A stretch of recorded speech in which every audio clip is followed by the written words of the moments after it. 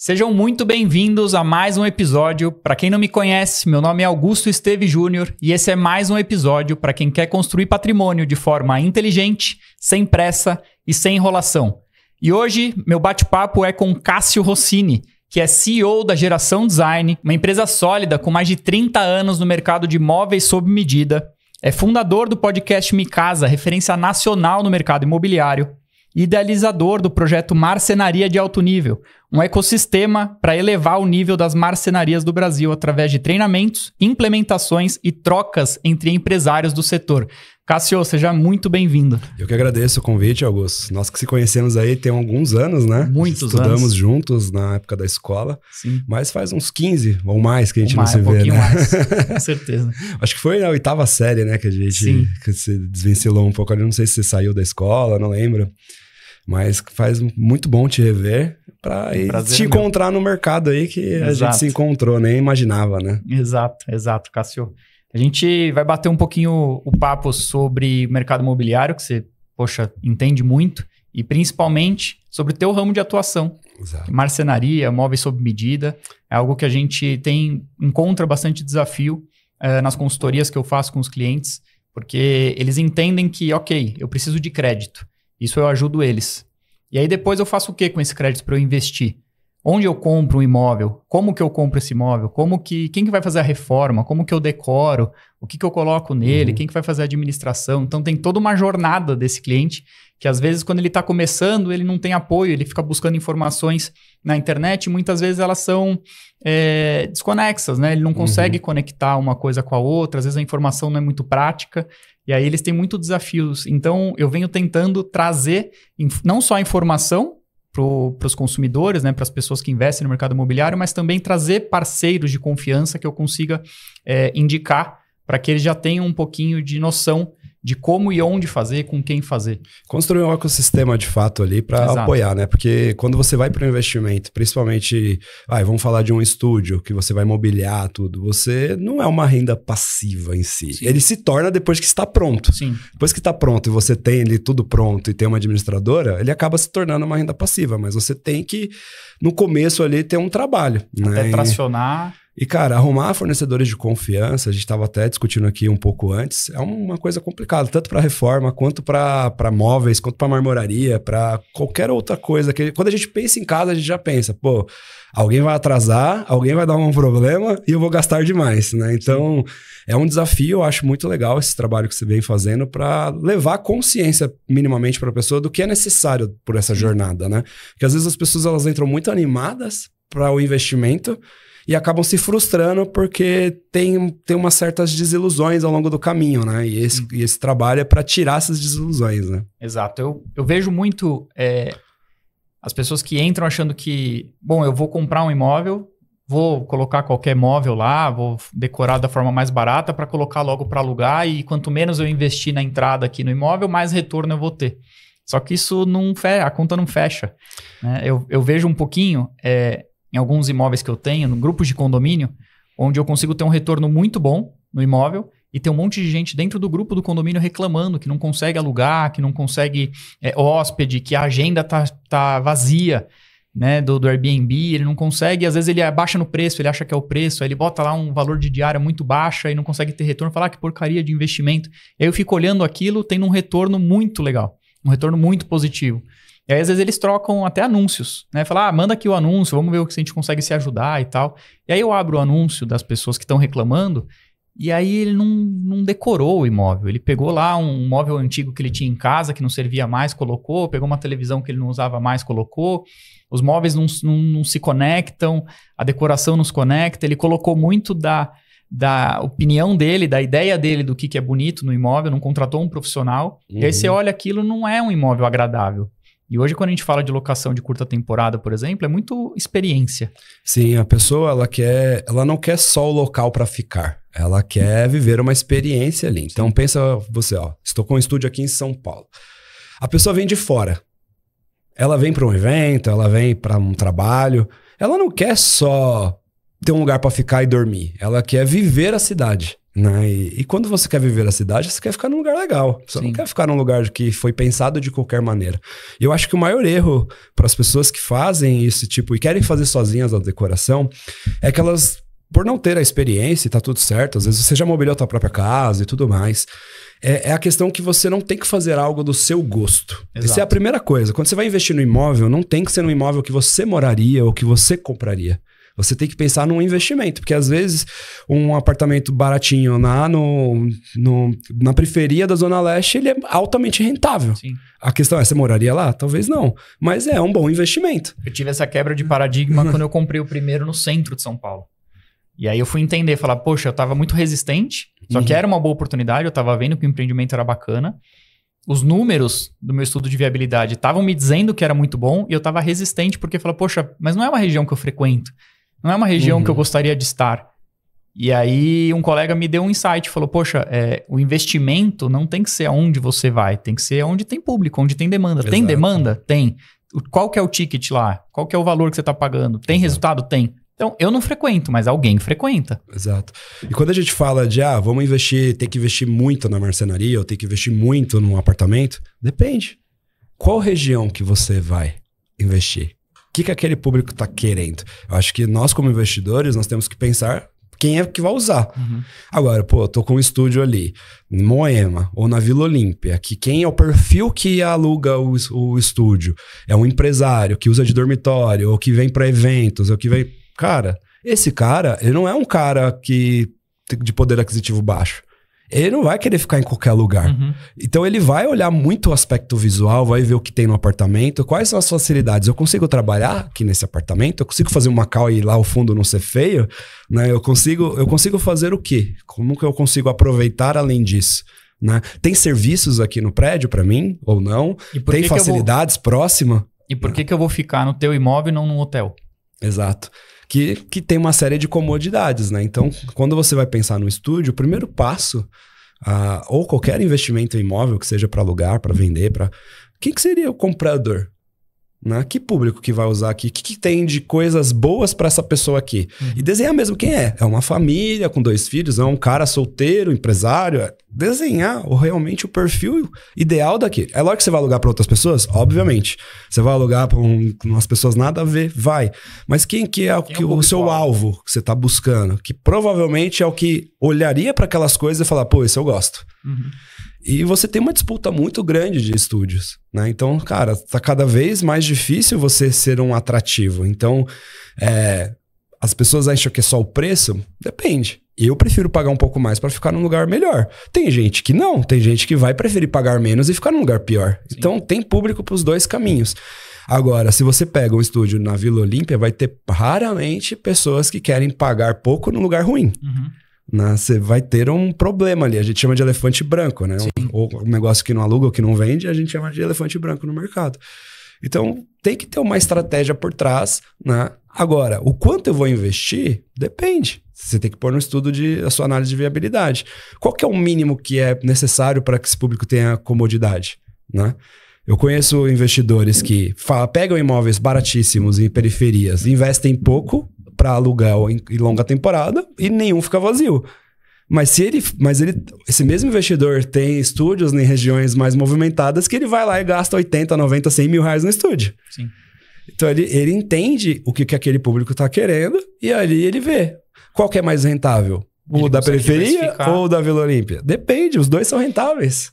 Os 2 são muito rentáveis, mas depende para qual objetivo que você quer. O ruim é se você investe muito no imóvel, na reforma, na mobília e não consegue trazer um ticket de diárias mais alto.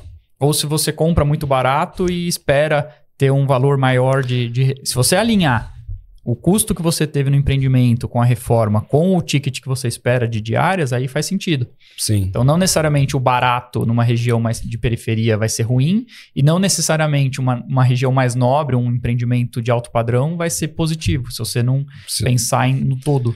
E tem muitos erros também, beleza. Mesmo assim, eu decidi investir bastante no estúdio, agora eu vou acertar. Não. Muitas vezes você vai errar também.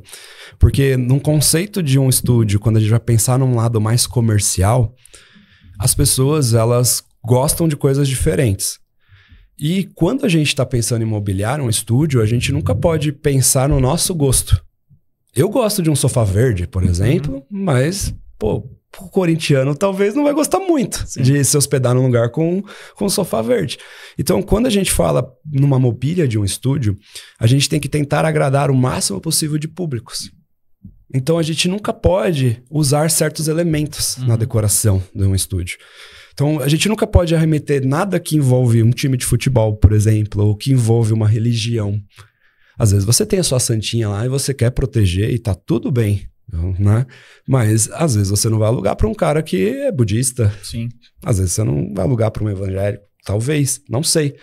Tem pessoas que são mínimos detalhes que fazem a diferença entre ela querer alocar o seu apartamento ou não. Isso acontece a mesma coisa em casas para venda. Eu trabalho muito com home staging, né? Que é preparar sobre isso, preparar o imóvel para a venda, né? E a gente faz muito isso em casas de mais alto padrão, né? E essa nuance no alto padrão é maior ainda, cara. Às vezes o cara vê um negocinho ali, tipo, que não agrada ele, sabe? Eu já vi vendas da casa ser perdida por causa de cheiro. Às vezes o cara é muito sensitivo. Cara, se ele chega ali, você vê isso em visitas lá, que o cara entra no banheiro e faz assim, ó. Se ele sentir cheiro de esgoto voltando, ele não vai. Ele não vai comprar aquela casa. E pode ser a mais bonita, dentro do preço, não vai comprar. Sim. Então, o que faz vender o imóvel, alocar o imóvel, são os pequenos detalhes. Por mais que você tente contornar dizendo que isso é fácil de resolver, mas a primeira impressão fica, né? Sim. A primeira imagem fica, a primeira impressão fica, a questão que você falou da sensação dele entrar no imóvel, do cheiro, isso vai ficar ali, por mais que seja fácil de resolver. E mais do que isso, quando a pessoa já alocou, por exemplo, vamos para um estúdio de curta temporada, você tem que pensar na experiência do uso. Pra quê? Pra ele ser o cara se sentir tão agradável ali ao ponto dele te recomendar ou voltar, né? Então, beleza, quando o cara chega, já tem que estar com o cheirinho gostosinho, tem que estar tudo limpo, com tudo funcionando. Porque às vezes a pessoa não dá manutenção ali na torradeira, a torradeira tá queimada, o cara compra o pão, chega lá, pô, vai usar, pum, não funciona. E ele vai ficar um dia, não dá tempo de você arrumar a torradeira e devolver pra ele, não tem aquele tempo de experiência. Uma experiência ruim. Então, você tem que pensar no dia a dia do cara. Pô, é fácil aqui usar os resíduos, tipo, tem lixeira, tá fácil, é separado, não é? Quais são os equipamentos que esse cara vai usar? Ele vai querer cozinhar aqui, não vai? Beleza. Que serviços eu posso implementar aqui? Porque tem Airbnbs que você tem a adega de vinho, que o cara pega o vinho lá e faz o Pix. Sim. Tem gente que fornece servicinho de mercado dentro do próprio Airbnb. Tem gente que não oferece nada, não tem nenhuma água na geladeira pro cara que chega, né? Então, como que eu recepciono aquela pessoa? Eu coloca alguma coisa para ele. Então, você tem que pensar na experiência como um todo para você ser rentável. Porque não é só atrair, você tem que manter a pessoa. Porque se você tem um cara que tá sempre em São Paulo, que ele gosta do estúdio que ele ficou, ele sempre pega o mesmo. Na maioria das vezes ele pega o mesmo. Porque é mais fácil, ele já sabe como funciona, já é um ambiente. Ele já vai se sentir mais seguro. É assim. Segurança no sentido de que já é algo que ele espera. Eu já sei o que tem no entorno, eu já sei onde eu vou comer, eu já sei como é que funciona o prédio, eu já sei como é que funciona o apartamento. Então, o perfil de São Paulo é muito isso. Agora, quando você vai para um perfil, uma cabana, não sei onde, o cara quer sempre uma experiência diferente. Mas se o cara tá vindo para São Paulo, o cara é empresário, aquele estúdio é próximo à empresa que ele sempre tem que ir. Por que não vai ficar no mesmo estúdio? Vai ficar vendo vários se aquele é bom? No máximo, se ele vai procurar outro se a experiência for ruim. Né? Mas voltando lá ao homestaging, só pra gente concluir o raciocínio, a gente tem que criar atrativos no imóvel que agrade a maioria. Homestaging é um conceito, me corrija se eu estiver errado, mas ao meu ver é um conceito relativamente novo. Ele já existia, mas acho que o nome de homestaging é algo que vem dos Estados Unidos, né? Vem dos Estados Unidos, mas assim, eu ouço, venho ouvindo com mais frequência agora.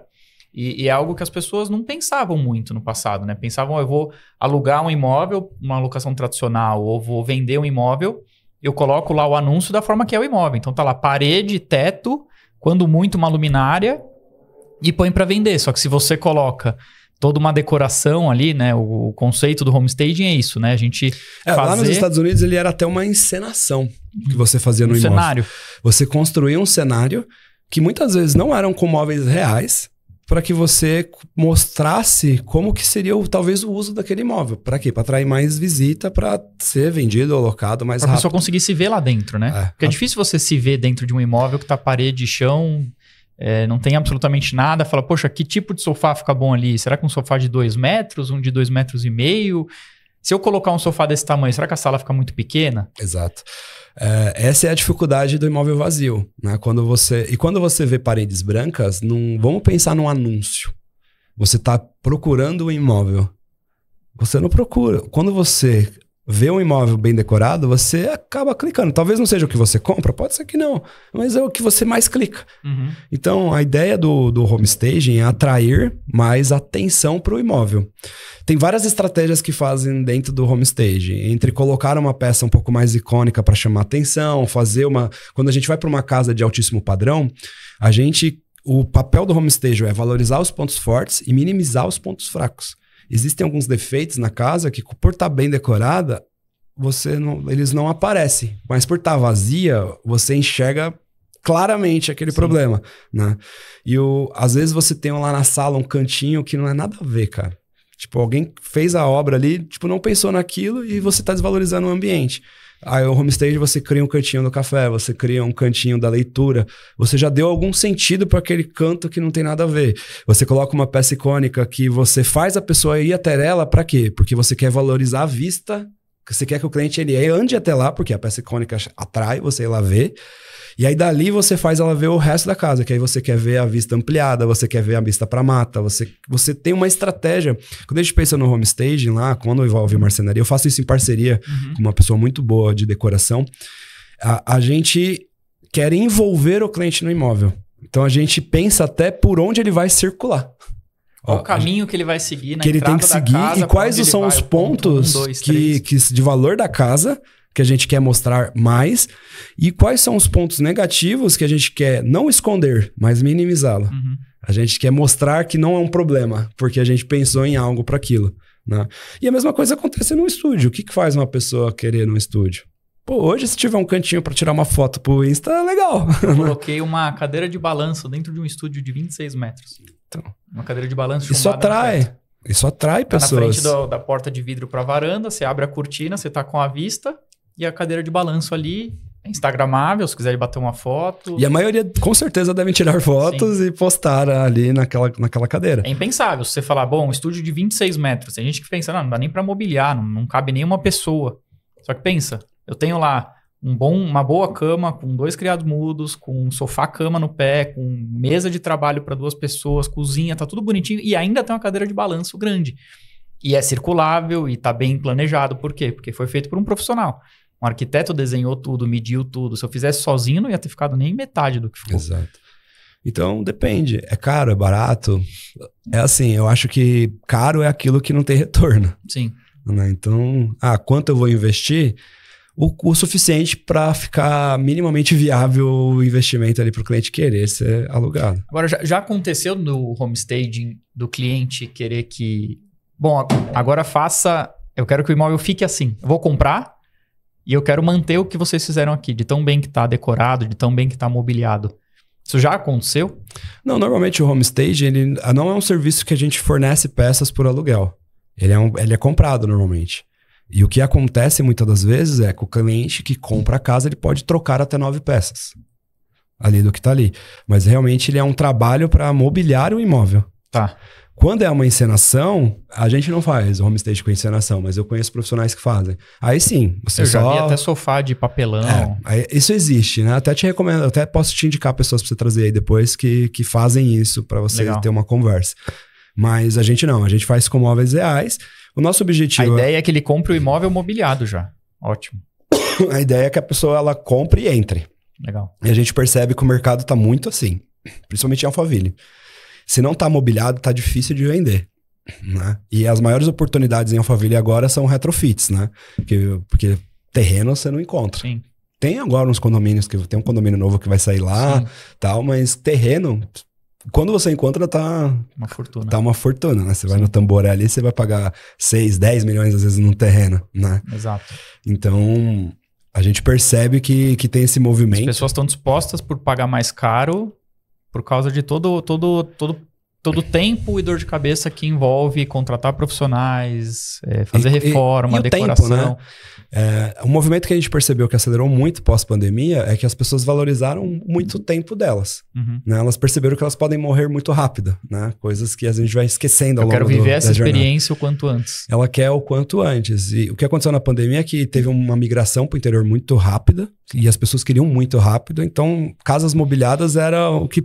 Mas não tinha, né? Então, veio uma crescente de pessoas assim e a gente percebeu que as casas que não estavam mobiliadas, elas levavam muito mais tempo. Podiam ser vendidas? Podiam. Mas normalmente você restringe demais o público. Porque quem compra uma casa vazia é quem está disposto a mexer com a reforma. Quem é esse público? Pequeno.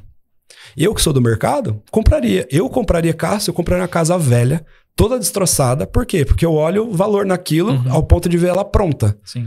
Pessoas que não trabalham com isso não conseguem ver um imóvel todo detonado prontos. Eles olham para aquilo e tem calafrio, falando, nem a pau, não vou nem visitar.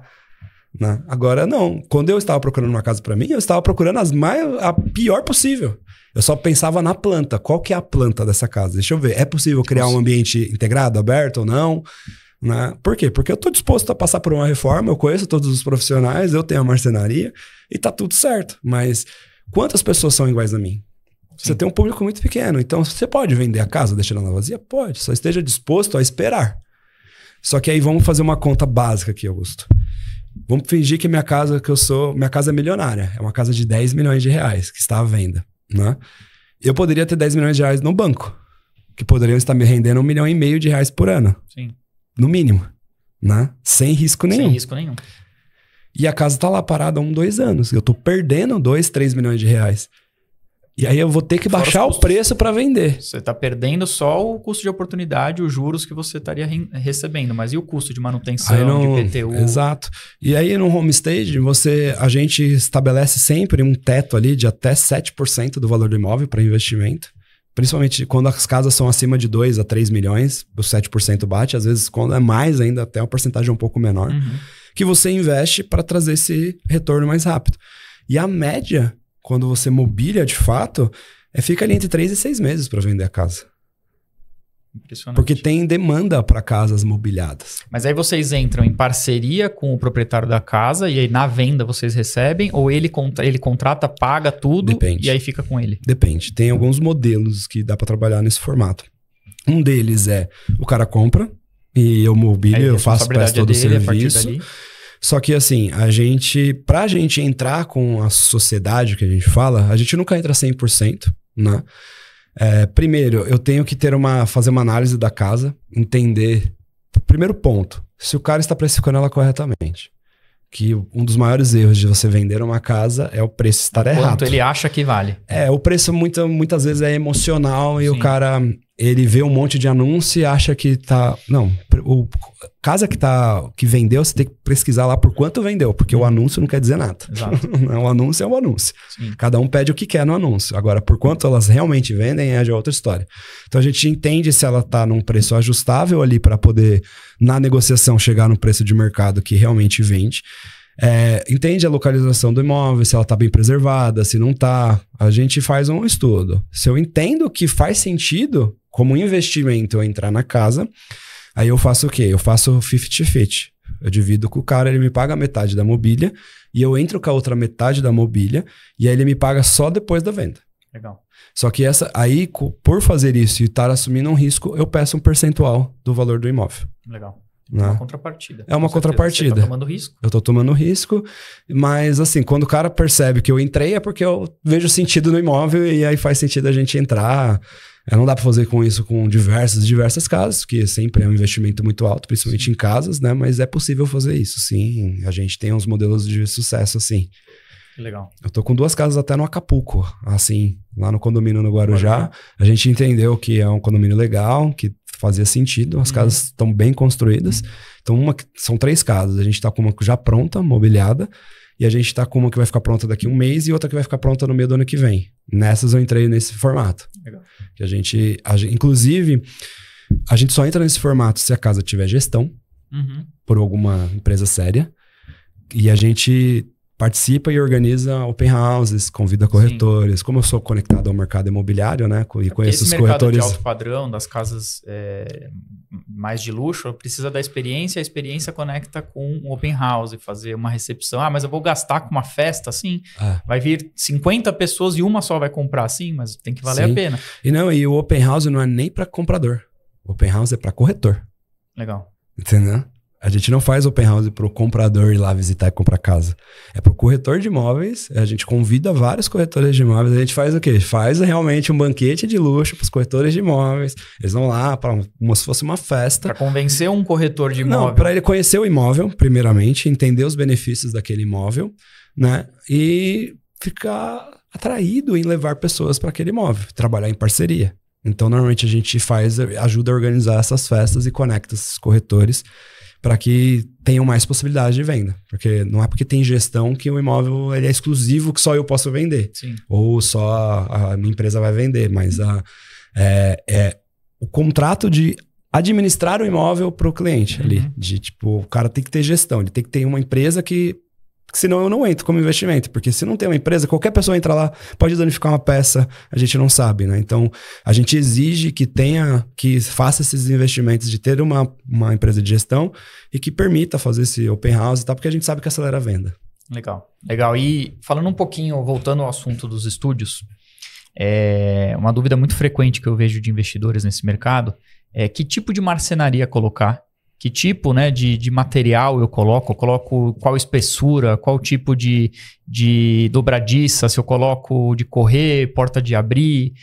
São dúvidas muito comuns, porque às vezes se a pessoa vai muito para o lado da economia, eu vou gastar pouco, vou colocar uma espessura menor, vou colocar uma dobradiça de tal jeito, ou vou colocar uma porta de correr. Ela não pensa na durabilidade disso, ela não pensa na manutenção que isso vai dar. Exato. Fala, ok, eu vou economizar hoje tanto, vou economizar 20% nos móveis agora.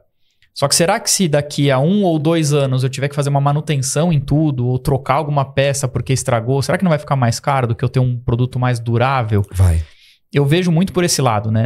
Não é a economia, não é o valor mais baixo que vai fazer sentido nesse tipo de investimento, como a gente estava falando até aqui. Exato. Que pontos que o investidor do mercado de curta temporada precisa olhar para a marcenaria e conseguir ter ali uma longevidade na qualidade, ter menos manutenção? Vamos começar pela própria marcenaria. A empresa, já eu entro no aspecto Legal. de produto.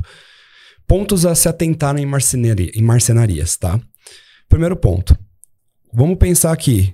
Uma marcenaria pequena, certo? Se ela é pequena, ela tem pouca capacidade produtiva.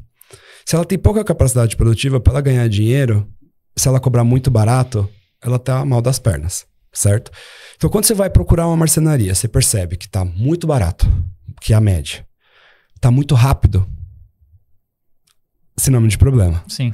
Por quê? Se o cara já não tem capacidade produtiva, para ele ter uma certa lucratividade, ele tem que vender um pouco mais caro, porque ele não consegue entregar muito. E ainda assim tá barato. Tá barato, beleza. Tá rápido, não tem serviço. Então já é um primeiro indicativo. Se a promessa tá muito boa, muito atrativa. Marcenarias pequenas. Eu não estou falando, você vai comprar uma empresa porque ela é maior. Não. Você pode comprar onde você quiser. Tem marcenaria no Brasil inteiro. Eu não vou conseguir atender. Mas eu recomendo a marcenaria do Carson, tá? Então, geração design. Aqui a minha ideia não é nem vender a minha marcenaria hoje. É te ajudar a comprar marcenaria, seja onde for, tá? Se for a minha com a minha, tudo bem, não tem problema. Vou gostar também. Exato. Mas se o cara é pequeno, tá prometendo rápido e tá muito barato, corre. Por quê? O que esse cara tá acontecendo? Ele tá com um desespero de caixa, ele tá precisando de dinheiro rápido, né? Porque ele tá devendo algum agiota ou tá devendo alguma coisa. Esse cara, ele é pequeno. Normalmente, CNPJs pequenos, se tem CNPJ, ele não vai conseguir crédito no banco.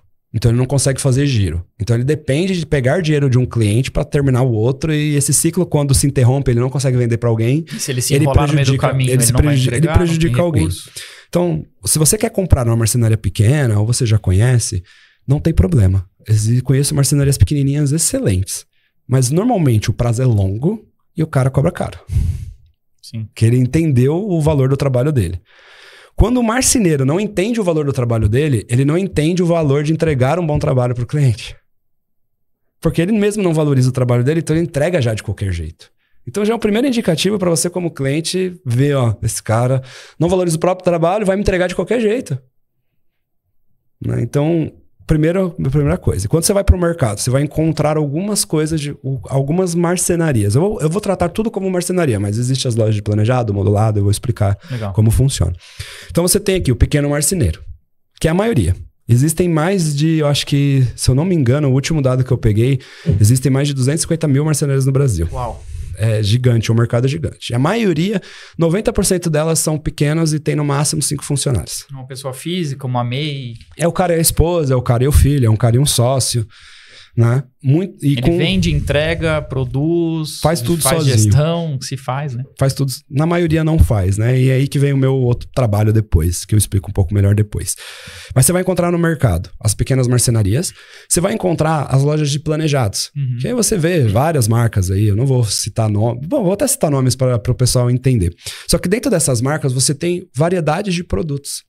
Então você tem marcas que têm o objetivo de buscar o cliente mais baixa renda, a gente tem marcas que buscam médio padrão e tem marcas que buscam alto padrão. Então você vai encontrar lá em cima da topo do pirâmide a Ornari, a Kitchens, uma Bom Tempo, que elas vão te cobrar numa marcenaria um valor bem mais alto. Você vai encontrar uma qualidade excelente? Sim. Ferragem de ótima qualidade e tal. O que vai ter de diferente para uma marcenaria como a minha, por exemplo, em relação a detalhes, são algumas coisas exclusivas. Algumas peças que só eles vendem. Não, em ferragens nem tanto, mas materiais. Aí você vem para as médios padrões, você vai ter ferragens de média qualidade. Você vai ter ferragens... Eles também utilizam essas ferragens superiores, assim como essas maiores, porque não existem muitas empresas disso. E você vai ter o material que é o MDF, que todo mundo trabalha. O que essas outras marcas, o que você tem de diferença de qualidade de produto em relação a essas marcas do meio para as marcas de cima? Nenhuma.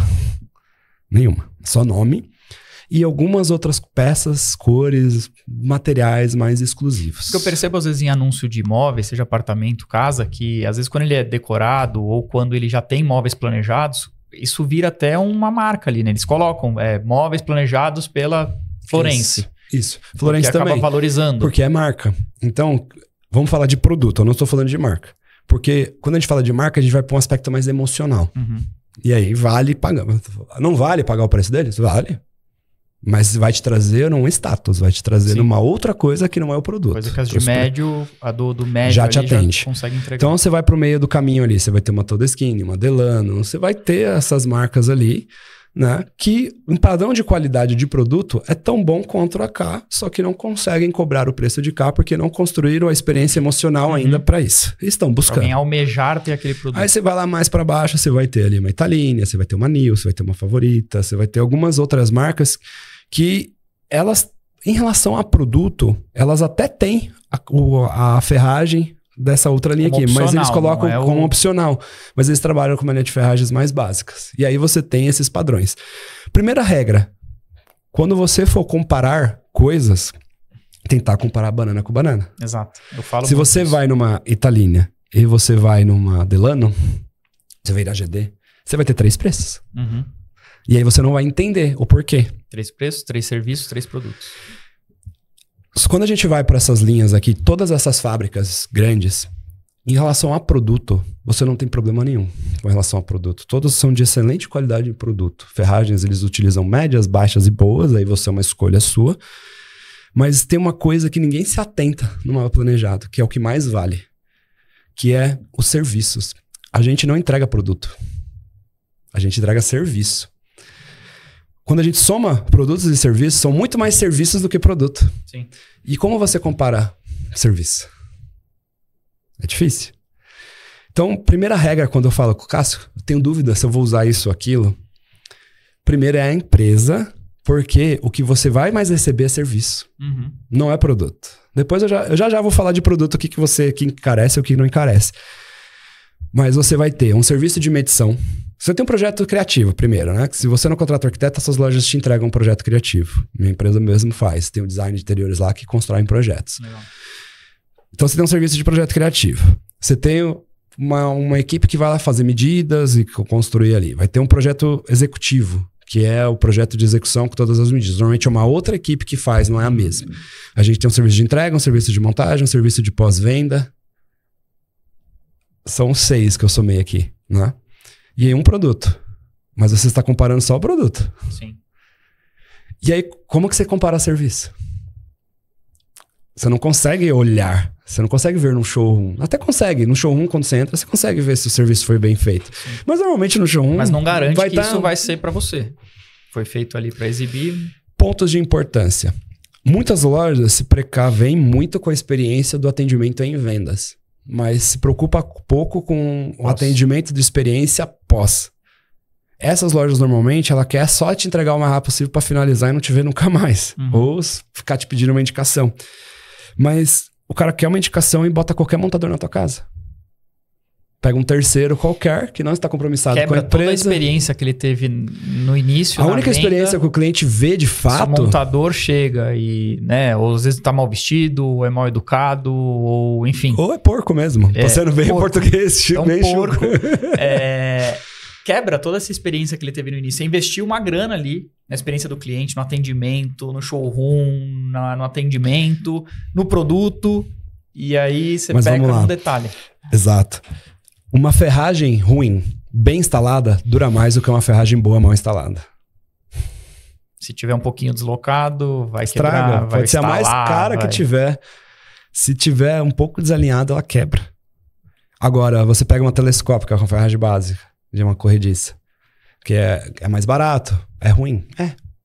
Mas se tá bem alinhadinha, bem instalada, eu trabalhava com essas ferragens há 20 anos atrás, eu tenho clientes que utilizam até hoje. Se tá bem instalada, funciona. Então, depende. É só para a espessura que você tem que ir? É só para a ferragem que você tem que ir? Depende. Assim, isso causa uma percepção de valor para a pessoa que vai utilizar, causa uma experiência, o aspecto visual. Mas eu acho que o mais importante de você analisar é em qual empresa eu estou adquirindo. Ah, é muito difícil analisar serviço.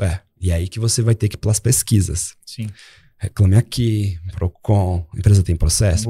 Redes sociais. Às vezes você vai lá, a empresa existe há 5 anos e ela tem 8 processos. O cara tem mais de um processo por ano. Sinceramente, para você processar uma empresa é porque você não conseguiu resolver de jeito nenhum. Sim, chegou nesse ponto. Certo? Eu tenho orgulho de dizer que em 32 anos a gente nunca teve nenhuma ameaça. Ameaça às vezes a gente tem, né? Porque às vezes o cliente acha que não vai ter solução. Mas sempre tem. Às vezes a ansiedade dele, a expectativa daquilo, fala, poxa, eu tô resolvendo. A gente vai fazer. Não, fica tranquilo. Mas nisso ele já tá querendo reclamar, achando que ele vai ter algum... Porque o mercado tem a fama, né?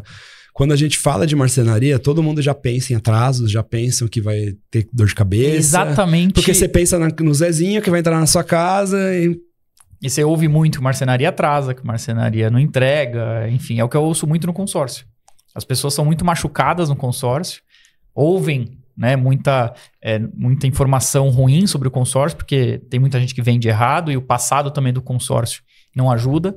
E aí eles já chegam com uma impressão dessa, porque ele ouviu falar, porque ouviu falar que demora, ou porque ele ouviu falar que não presta, porque ele ouviu falar... E até as grandes marcas de marcenaria, né, como eu citei alguns nomes aqui, manda boleto depois lá pra eles. É assim, não existe muitas empresas muito grandes de loja de móveis de marcenaria. Existem as fábricas grandes lá do sul, que cada lojista, os maiores que eu conheço ali... Não, tem lojista com mais de 15 lojas, assim, mas a maioria tem 1, 2, até 4 no máximo lojas. A experiência é de cada loja, não tem um padrão. Agora que algumas estão migrando, fazendo uma mudança ali, pivotando para franquia, para realmente ter esse cuidado, porque acabaram se queimando demais. Por exemplo, a Delano é uma marca excelente, o produto excelente, mas com lojistas errados em São Paulo. Acabou se queimando. Em São Paulo, lá no sul ela é ótima, em vários outros estados ela é conceituadíssima. Mas é o lojista que faz queimar, porque a fábrica, ela não sabe se eu vou montar a cozinha no banheiro de qualquer jeito. Ela não sabe. Como que tá lá na ponta? Ela consegue monitorar. E ela é corresponsável. Então, se você tem algum problema com a empresa, entre em contato com a fábrica que ele vai dar um jeito de te resolver. Mas existem... É muito fácil você dar um golpe. Nesse mercado. Porque assim, pensa aqui, eu abro aqui uma loja tal, não vou citar o nome, a coisa ruim é a marca, mas ó, abri uma loja X aqui agora, vendo pra você, baixo preço e vendo, rodo, certo? Amanhã eu troco a bandeira e falo, agora eu sou a loja Y. Não, esse dono não é mais, eu não sou mais o dono daqui, é outro dono. E aí beleza, você é outra empresa agora, só que é o mesmo dono, as mesmas pessoas. E isso o pessoal faz no mercado, você vê toda hora pontos trocando de nome? Sim. Você percebe isso? Não necessariamente mudou o dono, ele só tá mudando a marca. Mesma coisa. Tirando um pouquinho o foco. Eu uso 32 anos o meu próprio nome. Sim. Eu já fui assediado diversas... Eu não fabrico desde sempre. A gente fabrica tem uns 15 anos que a gente resolveu fabricar. Antes disso, eu revendia móveis de fornecedores. Todeskine, Taline, essas marcas. E eles me assediavam para colocar o nome da marca deles na porta. Falar, vai ser loja exclusiva. Eu falei, não você. Por quê? Porque vocês não cuidam dos lojistas. Porque os lojistas, eu vou deixar de vender porque você não faz um bom trabalho com os caras. Eu não quero me associar a isso. Eu sei que é mais demorado, eu sei que eu talvez demorar mais para crescer usando o meu próprio nome, mas eu prefiro. Por quê? Porque o cara não vai chegar na minha empresa amanhã e é outro nome, outra empresa. Com as mesmas pessoas, né? Então, existe um pouco disso. Então, primeiro ponto, pesquise a empresa. Pesquisa, pede telefones de clientes que já compraram, se a empresa já tem um tempo de mercado. Ninguém dura muito tempo se a empresa é ruim. Sim. Então, por ter 32 anos, quer dizer que a gente é perfeito? Não, longe disso. Mas eu sempre falo para o cliente assim, a gente já errou mais que todo mundo. Por ter mais errado mais que todo mundo, a gente consegue acertar mais coisas agora. Eu falo que errar todo mundo vai errar, porque as empresas são feitas de pessoas. O que diferencia uma empresa da outra é como que eu respondo ao erro. Exato. Como que eu resolvo esse erro? Eu acolho, eu entendo, eu reconheço que eu errei, eu busco uma forma de reparação para o meu cliente, porque eu sei que ele está tendo um prejuízo ou que ele perdeu tempo. Exato. Tem um fator emocional, às vezes, no imóvel, que ele quer morar, ele quer mudar. Como que eu faço para compensar isso para ele? Mostrar que eu estou preocupado, que eu entendi o erro. E grande parte das lojas, ela tem o pós-venda básico. Sabe? Muitas vezes o pós-venda é o próprio dono. Entendeu? E isso não tem um processo estruturado para resolver as coisas, né? Eles resolvem quando dá, do jeito que dá. Eu já penso um pouco diferente. Eu sei que o erro ele existe, eu sei que as falhas elas existem e eu criei processos em cima delas. Então, eu não conheço nenhuma empresa, nenhuma loja, pode até existir, mas no meu conhecimento não tem, que tem um setor de CX estruturado, em imóveis planejados. Eu tenho pessoas hoje que comunicam com o cliente do começo ao fim sobre toda a experiência dele. É porque uma coisa eu acho que é você ter um pós-venda que somente liga para o cliente para saber como é que foi. E como terminou. Mas você não usa isso para nada, você não executa nada a partir disso. Você só faz esse pós-venda. Fiz um pós-venda. Liguei para ele e perguntei se deu tudo certo. Só isso. Mas tô correndo se ele falar que não deu certo. A gente Agora, tem um de fato, você tem interesse nisso. em saber como foi e, dependendo de como foi, você evoluir com isso? Sim. Para resolver? Como que eu ajo Eu tive um problema no meio do ano passado que a gente acabou vendendo um pouco demais. Teve um problema de gestão ali, tanto que eu tive que ter que mexer no meu time de gestão. E a gente acabou atrasando um pouco nos prazos. E a gente teve alguns clientes insatisfeitos. Ligamos para todo mundo com antecedência, organizamos e colocamos a casa em ordem. E minha necessidade de ter um time de CX foi o daí.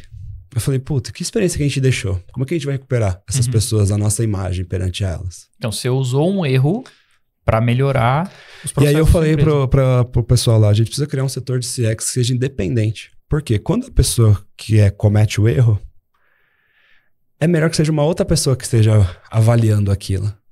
Porque ela pode maquiar ali o problema.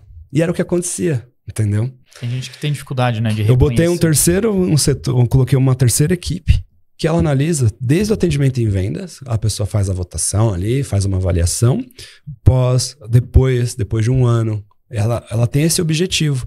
E quando eu criei o setor de CX, ali, eu falei, vocês não vão começar nenhum trabalho com o cliente de agora. Vocês vão pegar o telefone e vai ouvir todos aqueles clientes que a gente atrasou. O que foi ruim para eles? Por quê? Porque é assim que vocês vão montar o setor de vocês para que vocês promovam uma experiência nova para o cliente de agora.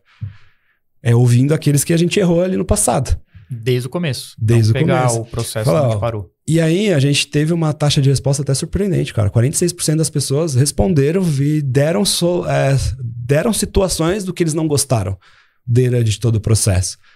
E a maioria do problema foi na falta de comunicação. Tipo, às vezes a gente ficava meio voando na comunicação da próxima etapa. Às vezes a gente ficava perdido no qual era o próximo prazo. Cliente no escuro é a pior coisa que tem.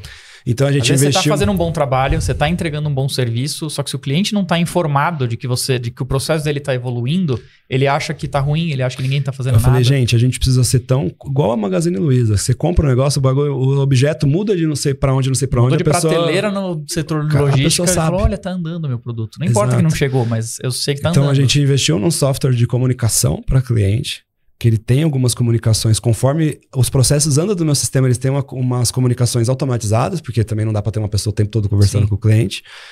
E eu botei um setor de CX que só tem a única responsabilidade de acompanhar o cliente do começo ao fim. Fala, oi, tudo bem? Eu sou o seu ponto de apoio, né? E vou te conectar com qualquer profissional aqui dentro que você necessite. Depende da sua dor. Tô com um problema, não recebi eu não sei o quê, tô faltando um documento. Ela fica responsável para acompanhar esse cliente do começo ao fim.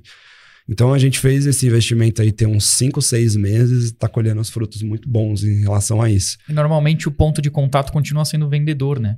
Sim. E aí o cliente não se sente defendido. Porque, poxa, o cara que me vendeu, ele dificilmente vai reconhecer o que aconteceu, um erro dele. Exato. Se você coloca um terceiro isento, neutro ali, ele vai se sentir mais Ele se sente à vontade para falar o que tem para falar. Muitas das vezes. Quando ele tem que falar com a pessoa que ele comprou, ele tem até um pouco de vergonha. Sim. E aí, quando ele tá muito bravo, ele pede pra falar com o dono. E às vezes até criou uma relação ali, né? Às vezes, poxa, criou uma intimidade, uma relação, uma conversa mais descontraída entre o vendedor e o comprador. Ele fala, putz, mas o cara é tão gente boa, deixa quieto. Exato. Mas o pior não é esse. O pior é o cliente que vai embora e não fala nada. Sim. Esse é o pior. Né? E a gente tá tentando... Ele nem elogia e nem critica, e aí você não sabe que teve clientes uma experiência ruim. Teve clientes que a gente atrasou que ele só falou, tá bom. Entregamos, finalizamos. E não falou nada. Você acha que ele volta? Não volta. Não é porque... Tá aquela sensação o cliente que volta é aquele que ele briga com você. É aquele cliente que ele se importa tanto com você que ele vem falar um monte. Esse é o cliente bom. E esse normalmente a gente julga como cliente ruim. Sim. Não, o cliente que se importa ao ponto de, sem se expor, de chegar e falar... Ninguém gosta de ficar falando um monte de groselha pros outros. Mas o cliente que se predispõe a fazer isso, ele gosta tanto da tua empresa que ele quer te arrumar. Só que é difícil de você implementar isso dentro da empresa, né? Porque normalmente, se você não tiver uma cultura forte, normalmente o time vai taxar o cliente como chato. E vai taxar que o cliente chato, tá se aproveitando. O cara é exigente demais. Não, é fulano, nem atende. E tem cara que vai estar agindo dessa maneira só porque ele quer o show? Vai. Mas qual que é a sua oportunidade? Quando você vê isso acontecendo, escuta. E olha pra dentro e fala, pô... E se teu time aprender a lidar com esse cliente crítico, com esse cliente mais desafiador, com um cliente supostamente chato, ele vai navegar de uma forma muito mais fluida e tranquila com um cliente que é mais calmo. O cliente tranquilo demais... Se aprende na tormenta ali, na tempestade, o outro vai ser muito mais... O cliente tranquilo demais, ele não te ajuda a evoluir. É simples. Você sente que tá tudo certo. Aí você não mexe. O cliente que mais me fizeram a construir coisas e melhorar o meu processo são aqueles terríveis mesmo. Eles são necessários para a empresa. A gente não gosta deles. São testes, são desafios. A gente não gosta deles, né? Eu já tive um cliente, eu juro por Deus, tá? Que a gente montou uma estante no meio de uma janela. Um lado da estante estava 1 milímetro para a direita do que o outro. Ele queria que a gente mudasse. Eu falei, 1 milímetro? Eu juro, não estou falando... Eu acredito. Ele falou, não, tem que estar simétrico. Mas eu falei, mas não dá pra ver ele. Mas eu sei que tá. Então, pra mim, me incomoda. Você acredita? Eu tive que desmontar o fechamento e bater o móvel um pouquinho pro lado pra ajustar 1 milímetro pro lado. 1 centímetro, não 1 milímetro. Não, 1 milímetro. Acontece. A gente tem diversos níveis de exigências, né? E acontece. A gente tem que estar pronto pra... Não só pra ser... Pra ouvir mesmo. Falar, aonde que foi a falha aqui? Porque esse cara, normalmente, ele te aponta... um sintoma. Ele está exagerando no sintoma. Às vezes não foi tudo aquilo que aconteceu. Mas ele está te apontando assim, pode acontecer com mais pessoas. Só que esse está dizendo com mais clareza que ele não gostou. Só olha. Só entende o que está acontecendo para você melhorar algum ponto ou outro. Porque empresa é isso. É evolução contínua. O tempo todo. A gente tem 32 anos. Há 32 anos atrás era só o meu pai. O meu pai e meu tio, na época que fundaram a empresa, e eles faziam tudo. Eu queria aproveitar para te perguntar sobre isso, sobre teu início nesse mercado. Como que foi assumir essa gestão depois do seu pai? Porque eu tenho isso em casa, né? Sim. A história se confunde um pouco, né? 84 anos de empresa, de corretora, sua terceira geração. Você já é a terceira, né? É a sua terceira geração. Eu Tem nasci... aquela pressão, né? Já de que dizem que a terceira geração, a geração é que destrói, né? Exato. Tem sempre isso já essa... Exato, mas graças a Deus não é o que está acontecendo. Eu já tô quase 20 anos lá no negócio e também tem uma pressão, mas ao mesmo tempo é importante porque a gente nasceu lá dentro, né? A gente aprendeu dentro do negócio, a gente não caiu lá de paraquedas. Como que foi esse teu início? Como que você se interessou por esse mercado? Esse período, desde quando você entrou até hoje, as melhorias, implementações que você conseguiu trazer a partir do know-how, experiência do seu pai. Eu falo lá dentro da corretora que eu peguei toda a experiência dos meus pais, todo o know-how deles, tudo que eles bateram de cabeça, de positivo, negativo, e eu só trouxe um pouquinho mais de um olhar mais novo, de um olhar mais tecnológico em cima de tudo aquilo que eles fizeram. Ao invés de mudar tudo, não, como é que eu melhoro o que foi feito já até aqui? Eu não quero transformar a empresa. A gente, como cabeça mais jovem, a gente acha que às vezes as coisas estão tudo errado, né? Uhum. E teve esse desafio na minha cabeça que eu tive ao longo do tempo, foi mudando. Comecei lá... Eu não sei quando eu comecei, porque faz muito tempo, assim.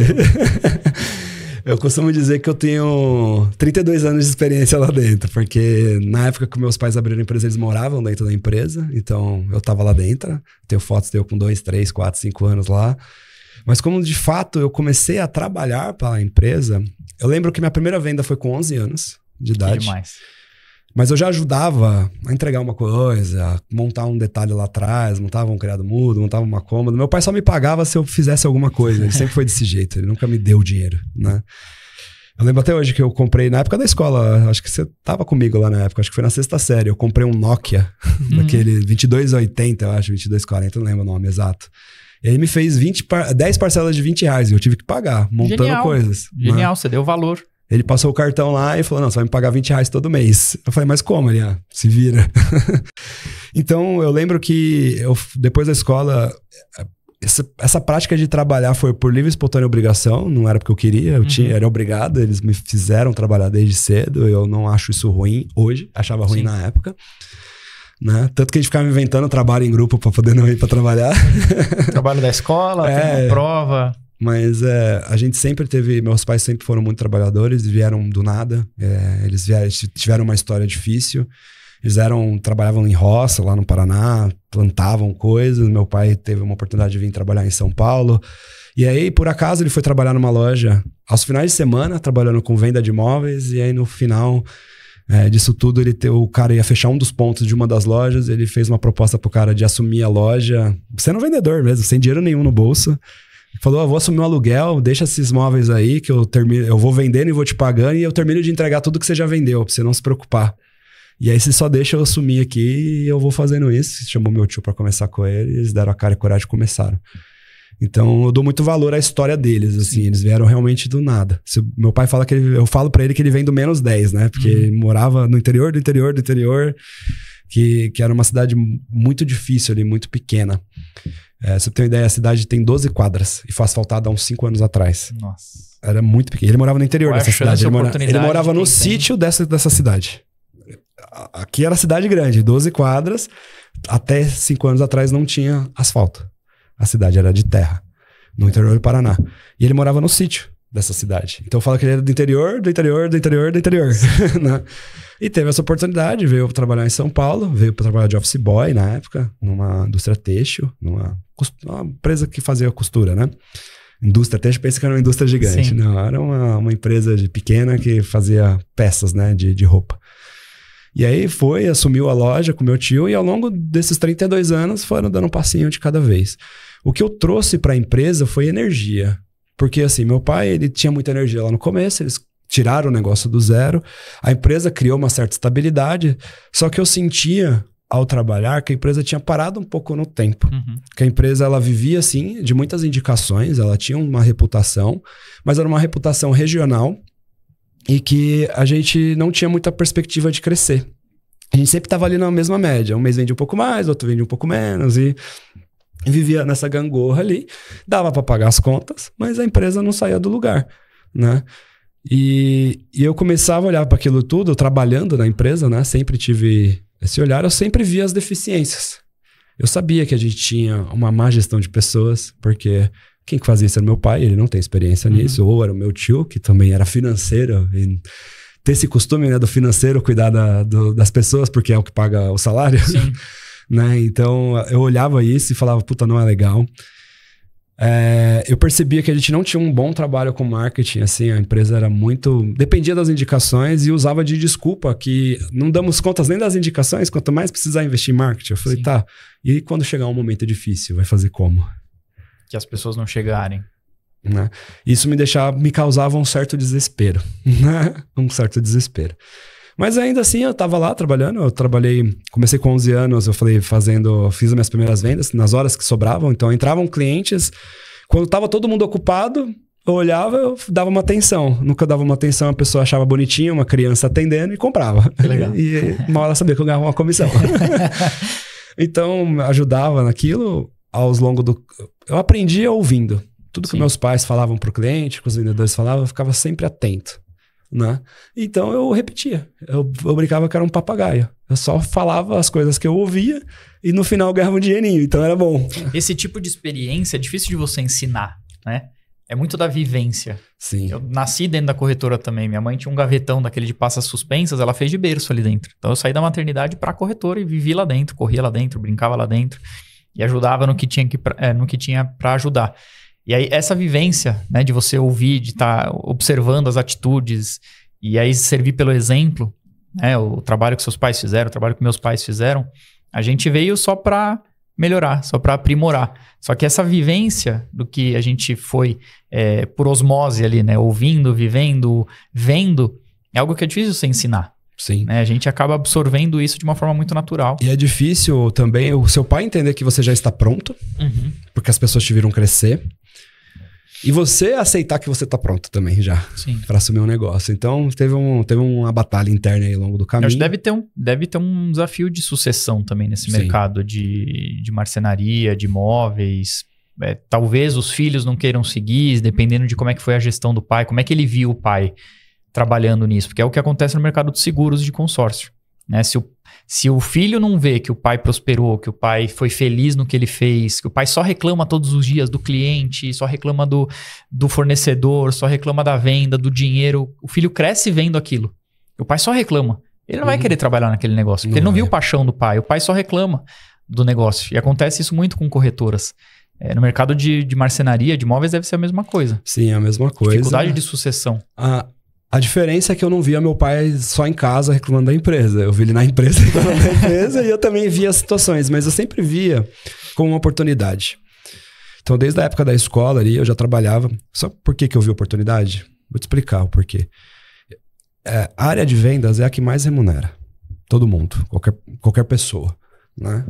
E não existe muitas formações boas. Hoje já um pouco mais, mas ninguém queria ser vendedor, né? Só que eu, desde novo, eu queria ser vendedor. Por quê? Porque eu via as comissões, eu ganhava o que ninguém ganhava na minha idade. Sim. Nessas épocas. E eu guardava tudo na época.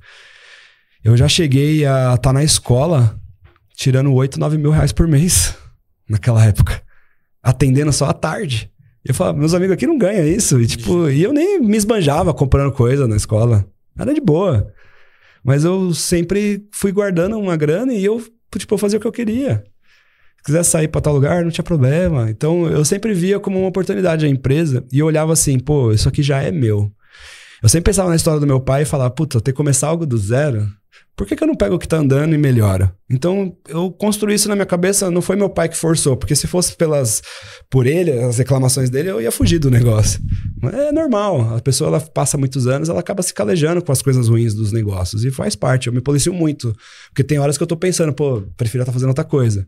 Acontece o tempo todo.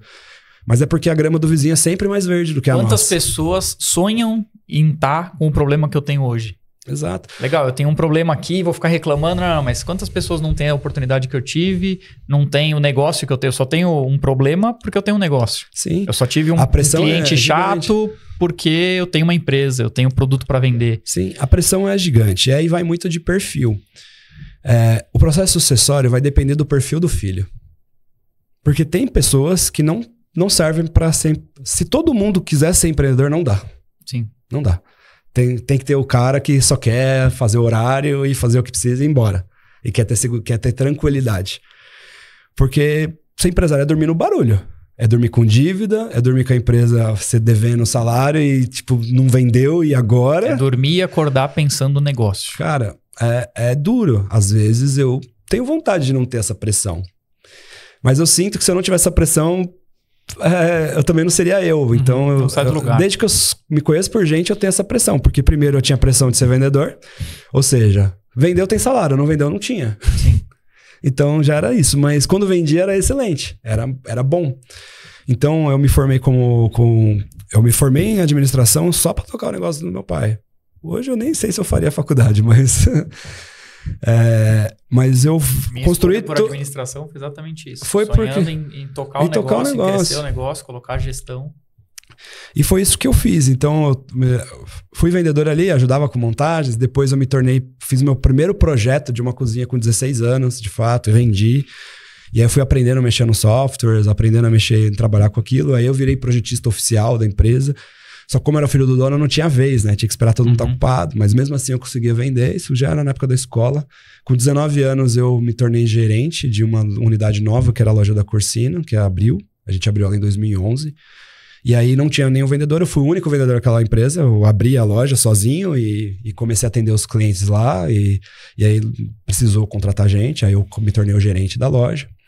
E aí depois nós tivemos um desafio grande com logística, porque o rapaz que tocava toda a parte logística de montagem, entrega nossa, ele tipo, do nada ele faleceu. Tipo, ele teve um problema no domingo, teve um AVC no domingo, morreu na terça.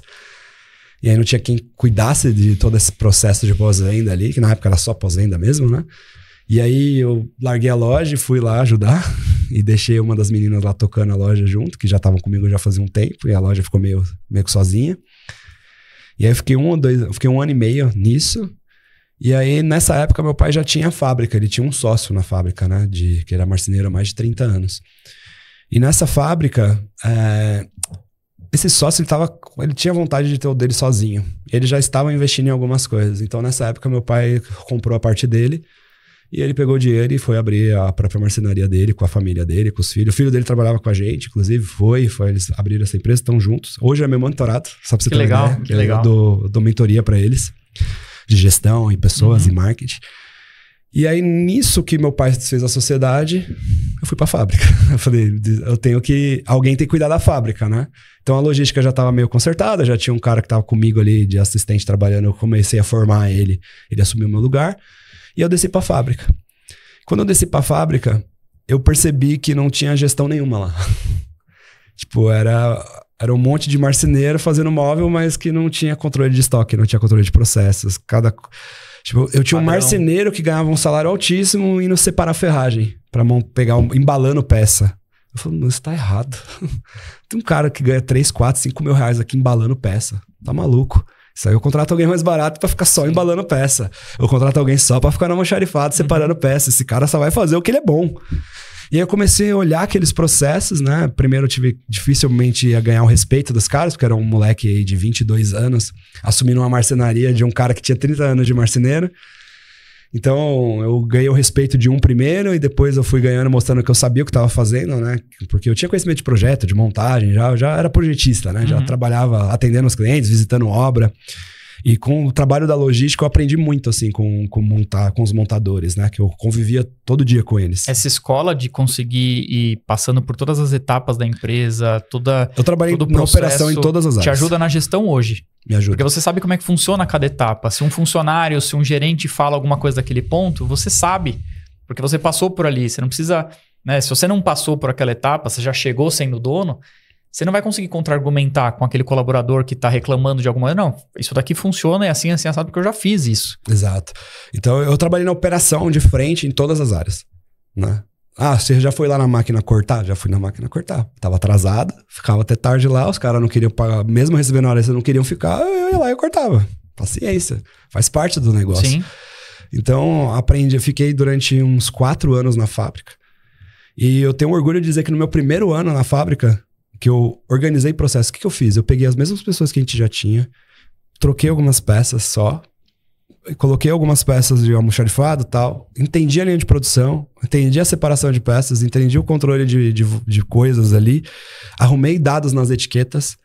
No nosso primeiro ano que eu trabalhei, depois de fazer as modificações, só pra você ter uma ideia, a fábrica ela fazia X num ano, a gente fez 6,5 de fabricação. Primeiro ano. Não mudei nada, não investi em R$1, eu só troquei as coisas. Então, gestão e processo funciona? Funciona, muito. A gente tinha a nossa fábrica, a gente revendia de terceiros, né? Por quê? A fábrica não dava conta de atender toda a nossa produção. Em 2 anos de gestão minha na fábrica, a gente parou de revender qualquer outro produto que não seja o nosso. Eu voltei o ano passado a revender outros produtos só para ter um produto mais de médio, como opção. Padrão. Então, gestão, ela funciona. Sim. Você organizar a casa, ela funciona. Porque a gente tinha as mesmas pessoas, a mesma quantidade de pessoas fabricando 1/6 menos. Por quê? Porque era assim, ó, tá aqui o projeto, vai lá. Tipo, o cara mais caro possível que fazia, era uma pessoa só que fazia tudo. Eu só separei a produção, ajustei a produção e os negócios começaram a fluir. E a partir de onde que saiu a ideia de você transbordar isso? Tudo que você aprendeu, todos os desafios, tudo que você passou nessa jornada, você transbordar para outras marcenarias, outros profissionais, sabendo que supostamente a gente tem o conceito errado de que eu não vou contar o meu segredo, não vou contar o que eu faço para o concorrente, porque ele pode vender para um cliente. Não, eu tenho claro por que eu faço isso resumindo, é para crescer a minha própria empresa. Não é para vender dinheiro. Você melhora o sistema. Não é para ganhar dinheiro com o curso. Não é com isso. O pessoal vai achar que é balela e tal, mas eu vou explicar toda a estratégia em cima disso. Só para finalizar, para chegar nessa parte daí do que eu criei os treinamentos. E quando eu fui, de fato, ser a sucessão. Porque até aí, meu pai tocava o grupo e eu tava tocando fábrica. Uhum. Ao ver tudo que eu fiz na fábrica, a empresa, a família como um todo, falou, não, ele que tem que tocar o negócio. Porque onde ele mexe, as coisas evoluem. Né? Isso acontecia tanto na venda, a loja que eu era gerente vendia mais do que a loja mais antiga. Uhum. Então essas coisas foram sempre acontecendo assim. Né? Na verdade, não é que vendia mais, mas em pouco tempo eu igualei. Sim. Tipo, uma loja que tinha 2 anos vendendo o tanto da outra que já estava 20 anos lá. Então é porque tem alguma coisa diferente ali. Eu sempre fui um cara de mão na massa. Eu sempre gostei de fazer as coisas. Até hoje, né? Eu me envolvo com projetos que eu até falo, por que eu tô fazendo isso? É melhor tá tranquila. Sim. Eu gosto de me enfiar em problema. E aí, a família decidiu ali em 2019, que eu já tava ali uns 3, 4 anos na fábrica, que, você tem que tocar a empresa como um todo. Você vai assumir como CEO realmente da empresa. E aí foi feita a sucessão. Foi um acordo de família mesmo. Meus irmãos reuniram com meus pais e falaram, eu acho que é o caso que tem que tocar. Começo, meu pai interferiu muito na gestão, normal. Não concordava com algumas coisas e não agia pelas minhas costas, mas ele falava a opinião dele e as pessoas respeitavam. O que o dono tem que entender é que a opinião dele é regra, não é opinião. Que ele acha que às vezes ele pode debater como se fosse 2 vendedores debatendo falando mal da empresa. Tô dando uma ideia só, não é pra executar. Não, mas todo mundo vai executar a sua ideia. Vai, porque... Você esperava que alguém E aí usasse. Muitas vezes era desalinhado com o que eu tava querendo fazer. Mas... Assim que eu entrei, as 2 primeiras coisas que eu fiz foi trazer uma gestora de RH e um cara estrategista de marketing. E trouxe um cara do digital, do marketing digital. Isso em 2019.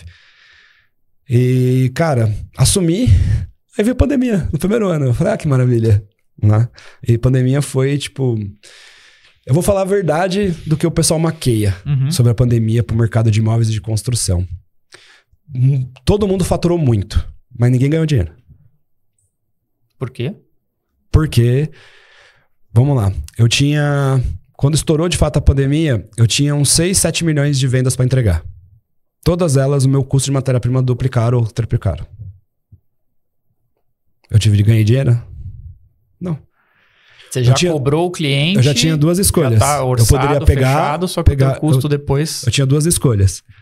Ou eu entregava e assumia o prejuízo, e eu tomei um rombo de uns 8 milhões nesse período. Quase, mais ou menos isso. Somando todo o rombo. Teve outras vendas ao longo do caminho. Sim. Mas isso é o que eu já tinha vendido quando a pandemia estourou. E depois foram feitas outras vendas e a gente não sabia que o preço ia subir. A gente tava fazendo venda, o mercado acelerou. Aí do nada, o mercado começou a subir o preço lá pro alto. E as vendas já feitas. O que eu faço? Devolvo o dinheiro pro cliente? A maioria fez isso. tô devolvendo, tô cancelando seu contrato. E tem um risco de um processo, né? Porque isso não pode ser feito. Você assumiu o compromisso. Eu resolvi, falei, vamos jogar o prejuízo para frente, vamos vender, vamos crescer. Essa é a minha estratégia. Nós vamos crescer ao ponto desse prejuízo ser pago. E vamos entregar para todo mundo. E eu entreguei para todo mundo. Teve uma fase de atraso, né? Porque a pandemia faltou material, né? Sim. Mas a verdade é que todo mundo faturou muito na pandemia, mas ninguém ganhou dinheiro. E a maioria, muitos quebraram. Porque não tinham como assumir esse rombo. A gente já tinha uma empresa de anos. Você seguiu pelo caminho mais difícil. Eu segui pelo caminho mais difícil. Mas é o que deixou a gente com o nosso nome de pé. Sempre é, né? Quando a gente sai do caminho mais difícil, assume uma responsabilidade maior, não vai pelo que todo mundo tá fazendo. E dívida se arrola, não se paga, né? Então a gente, joga pra frente, vamos pegar dinheiro, vamos jogar pra frente e vamos fazer essa empresa crescer. E eu tornei a cultura da empresa, o crescimento, como parte da cultura. Crescer. Tanto que eu assumi a empresa, de 2020 pra cá, a gente cresceu 4 vezes de tamanho. Hoje a gente está com mais de 160 pessoas no time, a gente tem uma fábrica, cresceu 4 vezes de tamanho. A gente, quando eu fiz aquele processo na fábrica, a gente tinha uma fábrica de 400 metros quadrados. A gente tem uma fábrica de 2.000 metros hoje. A gente está com mais de 20 equipes de montagem na rua. Hoje a gente deve estar em 20 residências diferentes, montando. Isso, e crescendo, né? Sim. Com esse crescimento vem um desafio de caixa gigante, que você tem que tratar sempre, mas assim... tive que mexer muito na empresa, mas assim, o que eu fiz mais acertado foi que eu construí um processo de cuidar melhor das pessoas, ter melhor contratação e manter as pessoas que estão lá dentro mais engajadas, motivadas, e investir cedo no digital. Antes mesmo de estourar a pandemia, eu já estava fazendo um trabalho. Então a gente explodiu no TikTok. A gente tem a empresa, eu acho que de imóveis mais seguida do TikTok, né? Acho que 300 e poucos mil seguidores. No Instagram também deu um trabalho muito bom. Montei um time de marketing muito bom. Tem uma agência dentro da empresa. Legal. Praticamente. Eu tenho uma menina que é a minha influencer, que ela é a cara lá. Eu não tenho tempo de ser a cara o tempo todo. Eu apareço de vez em quando. Eu tenho design, eu tenho gestor de tráfego, eu tenho estrategista, eu tenho editor de vídeo, eu tenho filmmaker. Tem tudo lá. E o papel deles deixa o cliente satisfeito pro cliente deixar você gravar. Sim. Porque se o cliente tá puto, ele não deixa você gravar. Não precisa pedir por favor para gravar. Não, o cliente vai depoimento. É muito legal isso. Então a gente montou todo esse ecossistema. Agora eu tô num processo que eu estou estruturando todos os manuais da empresa para realmente criar um processo de crescimento através de franquia. Aí que vem o trabalho de trabalho com marcenarias. Cara, você tá aqui fazendo treinamento para marcenarias para vender curso? Não, o cara tem que me pagar só para ele ser comprometido. Porque o meu objetivo é que ele compre uma franquia minha depois. Só que ele tem que estar pronto para isso. Que legal. Eu não quero vender uma franquia para um cara que só tem o dinheiro. Porque aí a franquia não dá certo, que é o erro das marcas de planejados fizeram. O cara tem que entender do negócio, tem que ser apaixonado pelo negócio, tem que ser marceneiro, mas tem que entender o nosso método. Então eu falei, em vez de eu vender uma franquia e depois ensinar o método, eu vou ensinar o método e depois eu vendo a franquia. Porque aí esse mesmo cara pode querer... Você quer seguir junto comigo? Ok, você aprendeu, implementou, eu quero que o cara queira estar no ecossistema. Agora você quer seguir junto comigo? Então meu projeto, quando eu falo lá, é um ecossistema de treinamentos e implementações e uniões de pessoas do setor. É porque realmente vai virar uma comunidade de marcenaria alto nível pra gente mudar essa mancha que o mercado tem de que atrasam. Mas eu só vou deixar estar no grupo atendendo com a minha marca ou com a marca que talvez eu vá criar uma marca da marcenaria alto nível ou se vai ser a GD, eu não sei ainda. Mas eu falei assim, eu vou começar pelo processo educativo. Então vamos estruturar processo de venda, processo de gestão. A gente tá com treinamento só de vendas e marketing por enquanto. Que é o que traz dinheiro para a empresa ter gestão, porque se não tiver vendas e marketing, não adianta você ter gestão, né? Mas a gente vai estruturar outros processos. Vai ensinar tecnologia para o cara que não vende, a gente vai entrar desde finanças, a gestão de pessoas, a gente pretende ter essas outras nuances, mas primeiro eu vou expandir a parte de auxiliar o cara a pelo menos saber vender. Entender que ele enxergar o valor dele para ele poder vender no preço certo, para aí sobra dinheiro para ele fazer o resto. Né? Tudo começa por marketing e vendas na empresa. Então, toda empresa, eu sempre falo que ela é uma empresa de marketing e vendas. Ela não é uma empresa eu não sou uma marcenaria, eu sou uma empresa de marketing e vendas que entrega como, no fim, uma marcenaria. E toda empresa, ela tem que ser uma empresa de educação do lado de dentro e uma empresa de vendas do lado de fora. Então, o meu trabalho hoje é formar equipe, construir equipe, manual de procedimentos, processos, para quê? Para que eu, junto com esse processo educacional que eu venho fazendo, eu possa ampliar e ter um nível de parcerias. E a ideia é que vire um ecossistema, de fato. Então, eu reúno a base. Então, eu reuni toda a audiência. Quando eu reúno essa audiência, eu posso vender uma franquia de marcenaria para ele, sim. Eu posso montar uma agência e prestar serviços de marketing, que eu sei do que já funciona para ele. Eu posso trazer empresas de software que queiram algo que especializado para o pequeno marceneiro, para as marcenarias e entra no ecossistema como um validado. Eu vou ser um processo de curadoria para que as marcenarias tenham... Você pode vender o teu produto na loja dele? Eu posso ser uma central de serviço para os marceneiros que compram peças já prontas. Eu posso ser uma infinidade de coisas para ecossistemas da marcenaria. Né? Eu presto consultorias hoje, mas não pretendo fazer isso por muito tempo, de ir lá e ser o consultor do cara. Eu vou ser mais um conselheiro para algumas decisões mais estratégicas, porque meu tempo é limitado. Então, a ideia de tudo isso era realmente crescer. O primeiro veio o podcast, né, do mercado imobiliário, que o primeiro objetivo dele era me conectar com o mercado que eu chamo de matéria-prima para o meu, né, que é se a pessoa... Aonde eu coloco móveis? Dentro dos imóveis. Sim. Então, eu tenho que estar conectado, eu tenho que ser conhecido no mercado de imóveis. Exato. Que aí tem um mercado vasto de investidores mais corporativos. Né? E aqui, do outro lado agora das marcenarias, eu vou ter uma empresa séria, sou conectado com o mercado de imóveis, que é a minha demanda, e sou conectado com o mercado da entrega, que é da marcenaria. Eu vou juntar duas coisas em algum momento. Entendeu? Eu vou chegar numa incorporadora e falar, não, eu tenho um ecossistema aqui com 3 mil marceneiros que te atende aonde você quiser no Brasil inteiro. Para fazer estúdio e tal. Não sei. Tem que olhar um pouquinho fora, né? Quem sabe eu passo a house. Exato. Olha aí, não tá difícil, viu? Não tá difícil do ponto de vista de qualidade de entrega. Sim. Porque, ok, eles têm um marketing muito forte, todo mundo só fala, virou referência. A que tem maior capilaridade, se for falar Brasil afora. Mas a qualidade é péssima. Mas a qualidade é muito ruim. Eu ouço muito cliente reclamando de prazo de entrega, de qualidade de entrega, porrada de processo. Eles não conseguem, eles não aproveitaram a marca e a capilaridade e o know-how para entregar um produto de qualidade. Então não tá difícil de alguém passar. Eu não vou falar mal deles, mas eu sei o porquê. Porque eu já atendi eles. Eu já fui fornecedor deles. Só que fui por 2 obras só. Pra nunca mais. Falta muita organização. É porque eles estão focados só na venda. Falta muita organização processual. Aquele processo que você falou que você está ensinando para as marcenarias, eles pararam na marketing e vendas. Eu peguei... Eu vou até contar essa história, não vou citar nomes, mas assim, a gente tinha uma atendente lá que, cara, ela é terrível. Ela tratava todo mundo mal. E ela não passava informação. E aí você tinha informação guardada, ela fingia que era mentira. Eu tava pra entregar uma obra, já estava vendida pra house. Vou contar essa história, polêmica. Conta. Estava vendida, tá? Eu até mandei mensagem pra ele, ele não respondeu ainda, porque eu conheço ele. Tava vendida pra entregar 36 estúdios pra eles. E aí eu tava com um projeto, que foi a última versão, que eu orcei em cima dele. E falei, dá pra entregar nesse preço, que não, com eles é assim. Eles te passam preço, você tem que entregar no preço deles. Sim. E aí, beleza, eu avalio se faz sentido pra mim ou não e entro. Naquele eu tinha entrado. Só que nesse projeto, ela já tinha problemas com outras obras, porque ela falava um monte de groselha sem necessidade, por nada, assim. E a gente tenta pecar pelo excesso.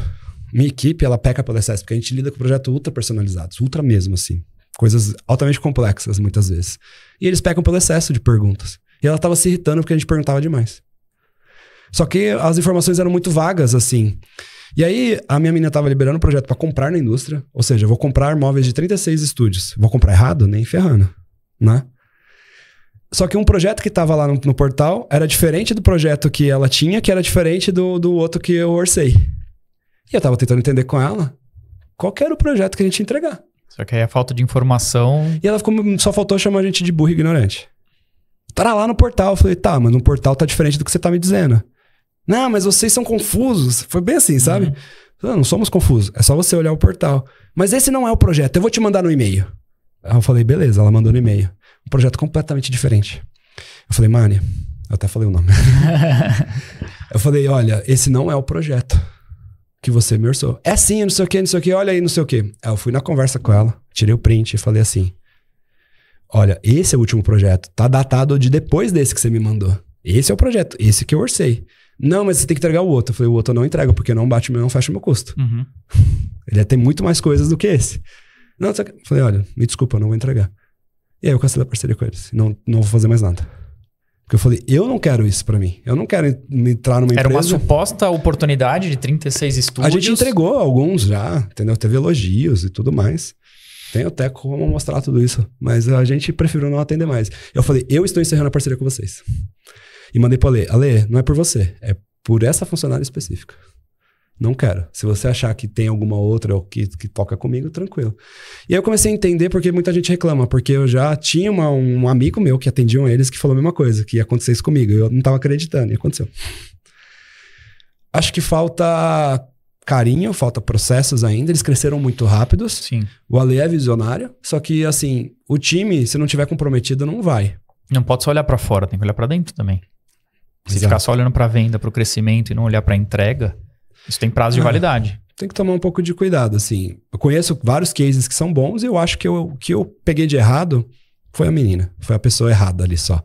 Porque eles atendem no Brasil todo, né? Então deve ter regiões que são bons. Por ser uma empresa muito grande, tem muitos problemas, né? Mas a experiência, eu tô contando a experiência que eu tive, né? Gosto muito dele, tenho amizade com ele, gravou comigo algumas vezes. Eu não tive uma experiência pessoal, mas tenho de vários clientes, investidores que compraram, investiram e se frustraram. Eu digo que a maioria dos que eu tenho de contato, né?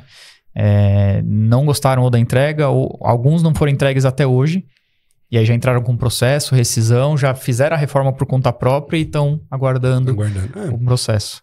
É assim, cada um toca a empresa como gosta. Eu não gosto de ter processo, eu não gosto de ter problema. Eu gosto de ter certeza do que eu vou entregar. Sim.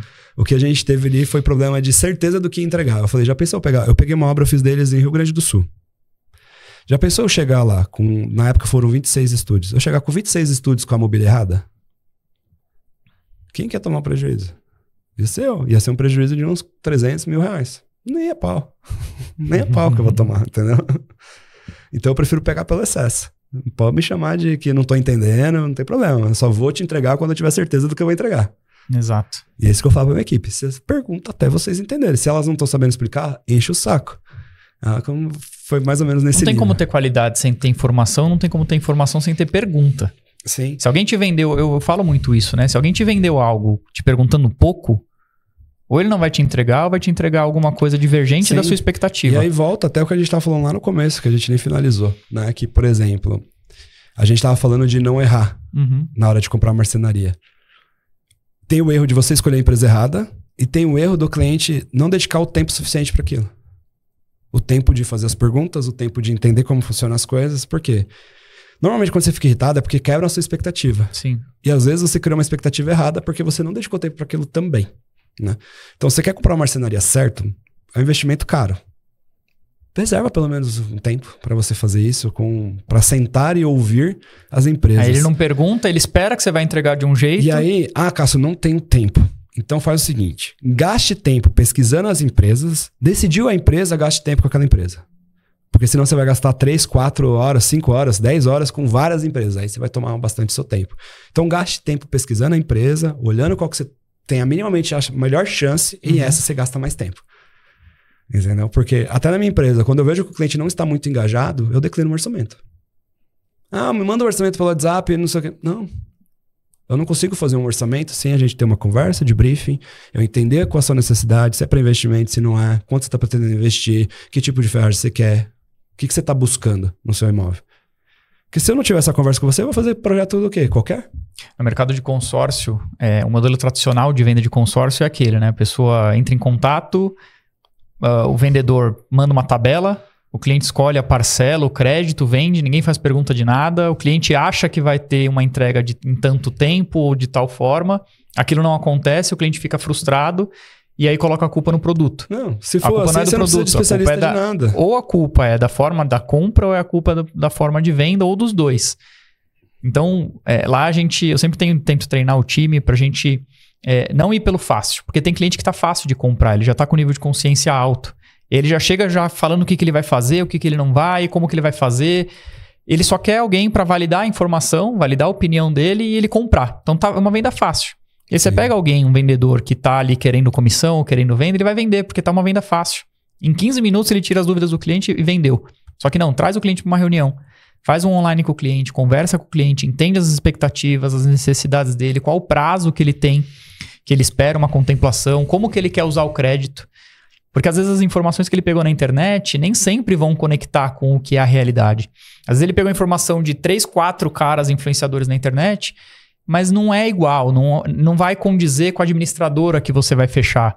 Às vezes ele está com uma expectativa sobre o uso do crédito em uma modalidade que às vezes aquele consórcio não permite. Uhum.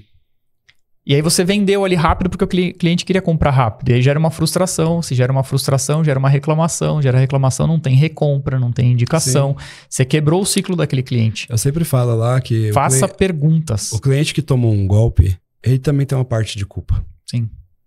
Ele tem uma parte de culpa. Ou ele foi ganancioso demais, né? Tem um cliente que acha que ele é mais esperto que todo mundo. Ele é mais esperto que o cara que tá vendendo, ele é mais esperto que o outro cara que tá comprando, ele vai tomar...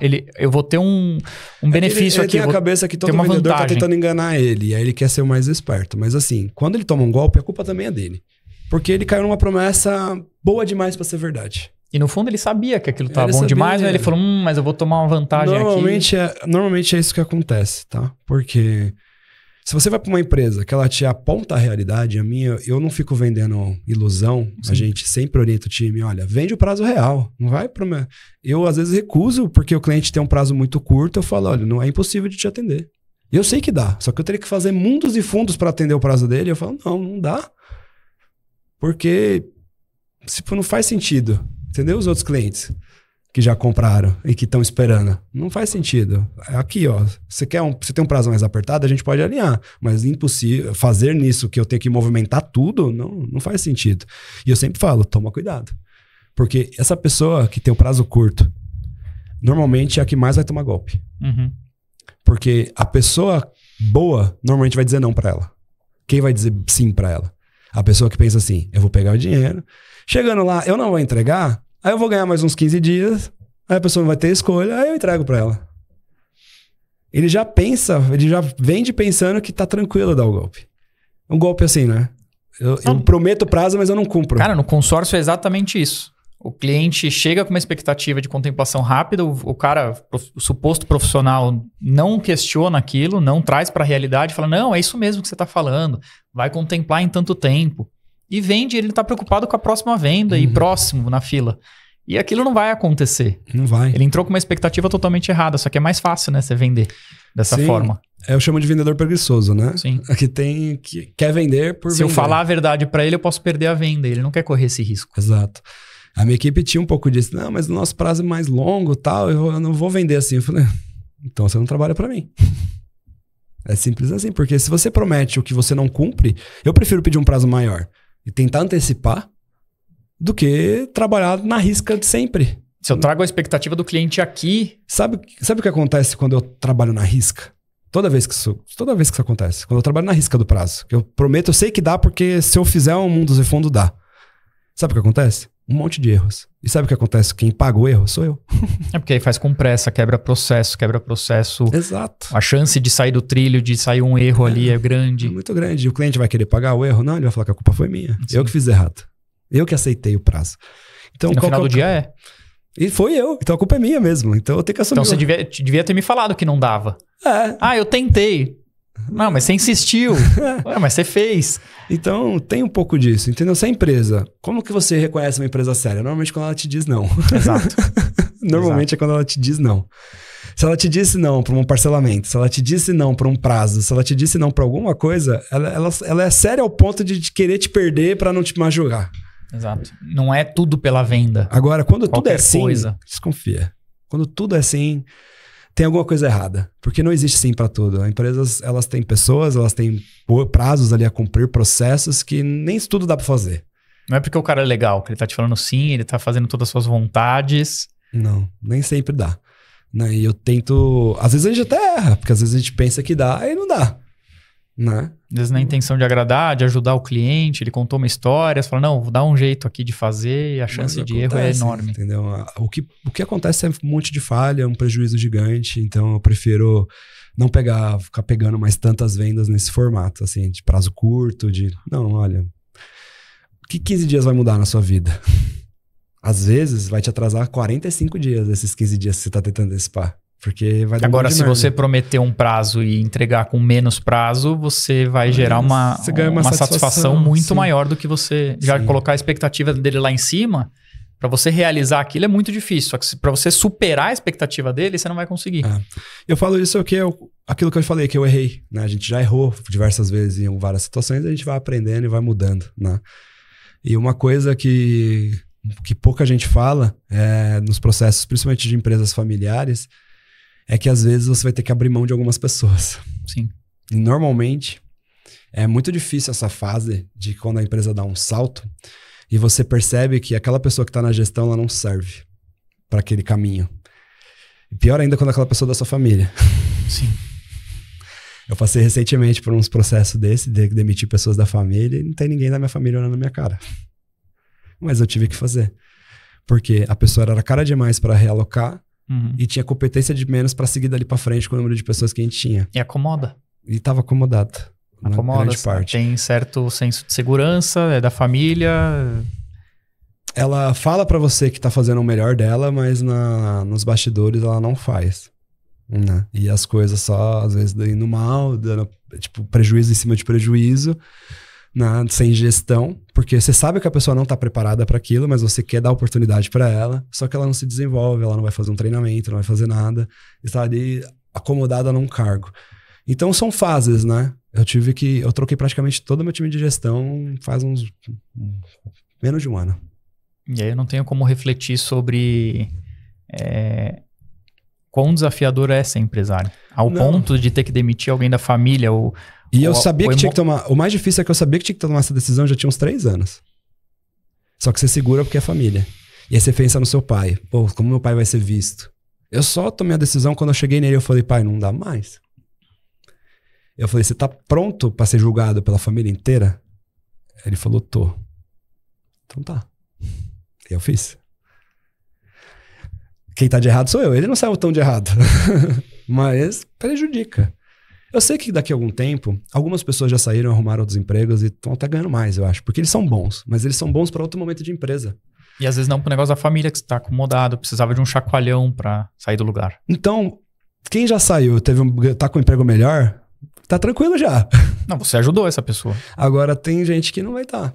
Então, é um pouco assim, sabe? Agora, quando você não tem vínculo, é mais fácil de desencilhar, né? Então, se eu pudesse dar um conselho, assim, se for pra ser da família, que faça muito alinhamento sobre quem é essa pessoa. Ou se ela é teu sócio. Se ela é teu sócio, não tem muito o que fazer. Mas se a pessoa é funcionária, ela tem que ter a capacidade de trabalhar naquilo sem ser só por relacionamento.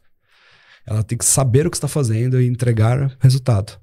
Senão, se você segurar, isso é um peso muito grande para a empresa. E você não fecha a conta. E é isso que foi difícil. Todo mundo eu tentei demitir. Favorece um. Eu tentei demitir já arrumando emprego. Na maioria deles. Conversei com alguns amigos e tal. Teve uns que eu consegui, outros não. Mas paciência. Aí eu tive que fazer. E aí você acaba desmotivando outros funcionários bons. Exato. Era isso que mais acontecia. Tal pessoa ganha muito mais do que eu, só que eu entrego muito mais do que ela. Ou o cara que depende da promoção do outro para ser promovido, fala, putz, eu dependo que aquela pessoa suba para eu subir. E aí essa pessoa tá estagnada ali e vai atrasar a minha carreira. Então eu fiz uma reviravolta que tô colhendo os bons resultados disso.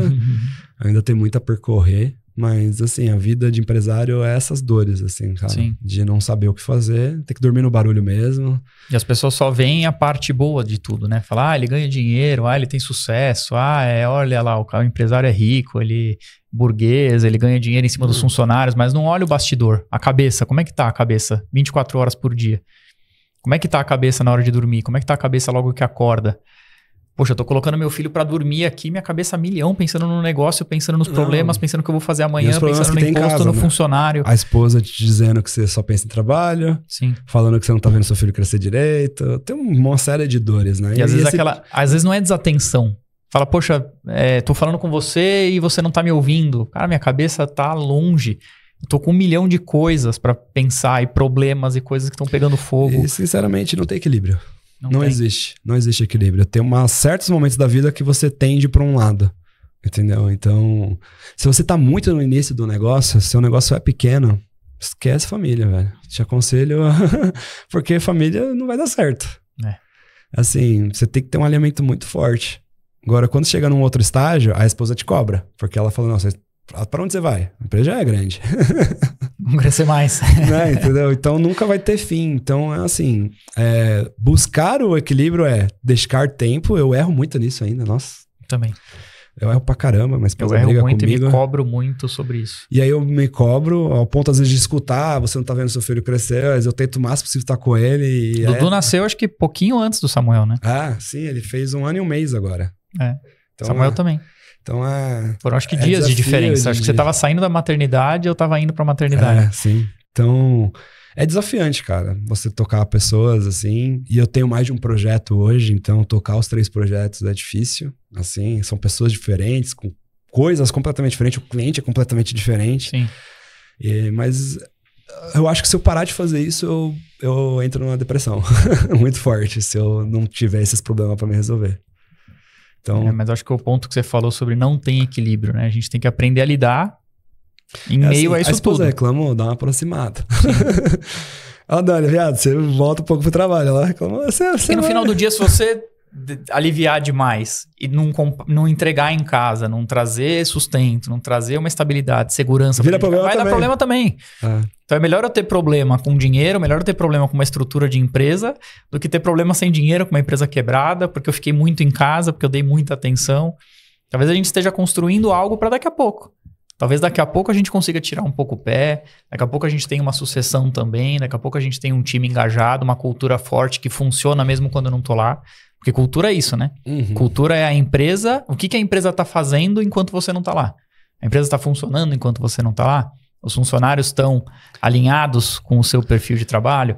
Sim. E aí, num certo momento que você construiu essa estrutura, você consegue tirar um pouco o pé, mas não que a sua cabeça não vai estar lá. Você pode não estar lá presente, mas sua cabeça está lá o tempo inteiro. Sinceramente, eu não acredito tanto nisso ainda, tá? Os momentos que eu tirei um pouco o pé, deu um pouco de merda. Assim, deu um pouco de merda. Assim, você nunca vai tirar o pé. Você vai dar uma desacelerada, vai. Você vai ficar um pouco mais afastado, vai. Mas não acredite que você vai chegar num ponto de que você vai ficar livre. Não existe esse negócio de sair do operacional. Isso é balela que o pessoal usa para vender curso de gestão. Você vai ter que estar no operacional. Você tem que estar vendo o que está acontecendo. Né? Os olhos do dono é o que engorda. Sim. E você tem que estar vendo. Porque assim, por mais que sejam Abre pessoas... lojinha, fecha a lojinha. Por mais que são pessoas engajadas... Ela não é a dona ainda do negócio, entendeu? E você pode perder ela a qualquer momento pro mercado. Então acontece, né? Mas assim, eu acredito que vai chegar um ponto que eu vou conseguir estar menos no operacional. Estar menos próximo de algumas coisas, mas de olho em tudo. Sim, tem que estar. Tem que estar no financeiro, no operacional, na venda, no processo, na fábrica, mas na loja. Você tem que conversar com o peão, vendo o que está acontecendo. Ele vai te dizer tudo. Você tem que ir lá, você tem que fazer. Porque é só assim que a empresa continua crescendo. Eu acho que quando você sai demais, a empresa ela fica num nível estabilizado ali. Uhum. Ela não cresce e não sai do lugar. Agora, é a gente que movimenta o crescimento. Sim. Né? Porque no fundo o crescimento é nosso, né? Então, a gente tem que mover as pessoas para aquilo. Senão as pessoas elas vão fazer só o que elas querem fazer. E normalmente o que elas querem fazer é só viver mais um dia. Sim. E o salário no final do mês e pagou as contas. Por mais boas que sejam, elas nem sempre querem esse problema constante para elas. Ainda mais quando o problema não é dela. Então, são perfis, né? A gente tem que... Normalmente essas pessoas elas não ficam muito tempo nas empresas. Essas pessoas com esse perfil de crescimento, elas querem abrir a própria, é normal. Entendeu? A gente precisa de todo mundo. Eu preciso ter essas pessoas para um gás e depois ter as pessoas que não querem para manter. Sim. Entendeu? Então, é um ciclo que pouca gente fala, mas é normal. Né? A gente precisa ter os dois. A gente tem que ter aquele funcionário que não quer nada com nada também. Que é só fazer o trabalho dele e ir embora. A gente precisa dele. Se tiver todo mundo que não quer fazer nada, não vai funcionar. Se tiver todo mundo ganancioso querendo abrir o próprio negócio, também não vai funcionar. Se todo mundo quiser crescer, não tem espaço para todo mundo. Entendeu? Não tem espaço para todo mundo. Por isso que eu falo, se você quer, você vai conseguir. Porque nem tanta gente quer. Só que você tem que querer de verdade. Porque uma coisa é você dizer que quer, outra coisa é você querer de verdade. Sim. Não é fácil querer. Querer de verdade ali. É desafiador. Eu falo que é angustiante. Angustiante. E é isso angustiante. Mas Cássio, quero te agradecer o papo. Foi muito bom. A gente acho que navegou por vários assuntos aqui.